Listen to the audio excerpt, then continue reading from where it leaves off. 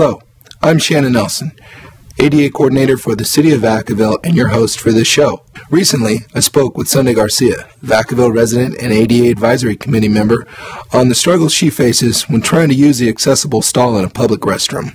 Listen to Sunday's story. It may change your mind on using an accessible stall in a public restroom.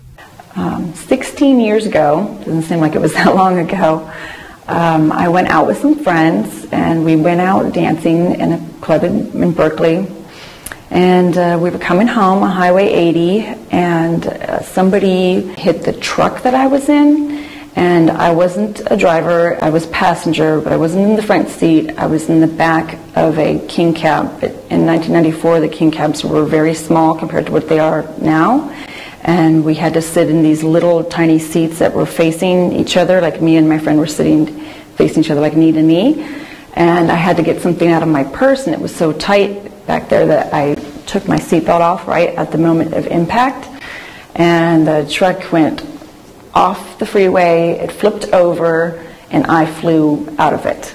But it was like one of those freak accidents where if I had been in there with my seatbelt on, I would be dead. I broke 5 bones in my neck and 8 bones in my back, touching my spinal cord. That's what made me a paraplegic.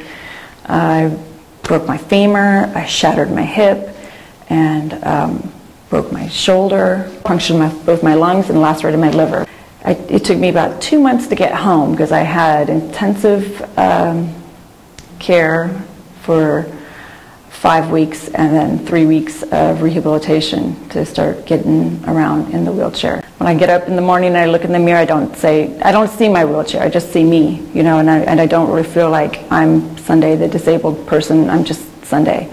But I would like to raise some awareness about certain things. It's things like the bathroom stalls, the accessible stalls being used, and people not realizing why they should stay out of them, that bother me the most about being in a wheelchair. The biggest issue with me not being able to get into the accessible stall because somebody else is in there and I need to get in there is the fact that I have autonomic dysreflexia. And what that means is that when I realize I have to use the restroom, I need to hurry up and go because my blood pressure is starting to rise. And as it continues to rise and I'm not able to get in there and use that stall, I can have a stroke. My blood pressure can rise and rise, and I can have a stroke, and I could actually die if I couldn't get into that stall. It's very scary. A lot of times I'll go into the restroom and all of the stalls will be open except for the accessible one, and that's the one that I need to use, and I sometimes wonder why didn't this person use the other stalls that are open. The people who should be using the accessible stall in the restroom should only be the people who absolutely need to use that stall. People like myself who need the room for their wheelchair, or people who are maybe elderly or who are using a cane or temporarily disabled. Sometimes you can't tell a person has a disability, like maybe they have an illness and they can't walk for long periods, or they have a weakness, muscle weakness or something like that. So I wouldn't judge everybody who goes into that stall that doesn't look like they have a disability too harshly, because sometimes you can't tell. In my life, I've experienced that stall being used by everybody to the point to where it has no paper in there, and it's usually clogged up, and it's used the most out of all of the stalls. It's been my experience. A lot of people who don't need to use that stall are usually in there using it.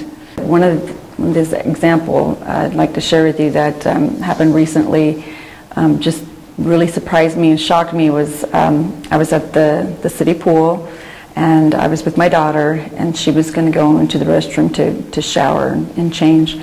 And I've always encouraged my children to not use the wheelchair accessible stall, and they know why. They know if they can use the other stalls to go ahead and do that. And a mother and her daughter walked right past me into the bathroom, and it's taking my daughter a while, so I go in there to check and see if she's okay, and every stall is open. She's finishing up. The mother and the daughter is inside of the wheelchair accessible stall, and the mother's standing outside of it. And I just thought to myself, wow, that mother is encouraging her child to use that one stall that she should not be using. And they saw that there was a person with a disability who can only use that stall there.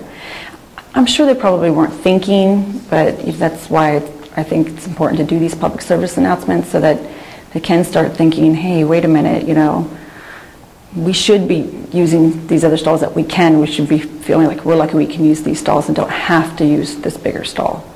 And leave that for the people who absolutely need to use it. As you can see from Sunday's story, having access to an ADA accessible stall can be a matter of life or death. Remember, making Vacaville increasingly accessible can be done by all residents, including you. If you have any other questions or would like more information on ADA-related issues, give me a call at 449-5409 or email me, Shannon Nelson, at snelson@cityofvacaville.com. Thanks for watching.